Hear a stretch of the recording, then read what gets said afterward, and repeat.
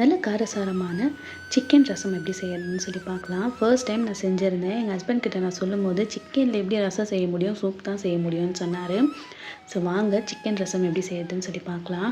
ஒரு மிக்ஸி ஜாரில் ஒரு 7 சின்ன வெங்காயம், கூடவே ஒரு 5-6 பல் பூண்டு சேர்த்துக்கோங்க. ஒரு தக்காளி சேர்த்து நல்லா கொரப்பாக அரைச்சி எடுத்துக்கோங்க.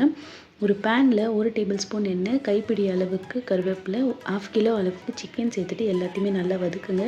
இது கூடவே மஞ்சள் பொடி, சீரகப்பொடி, தனியாப்பொடி, சோம்பு பொடி, மிளகு வந்து 1 ஸ்பூன் அளவுக்கு சேர்த்துக்கோங்க. எல்லாத்தையுமே சேர்த்துட்டு நல்லா வதக்குங்க. கூடவே தேவையான அளவு உப்பு சேர்த்துக்கோங்க.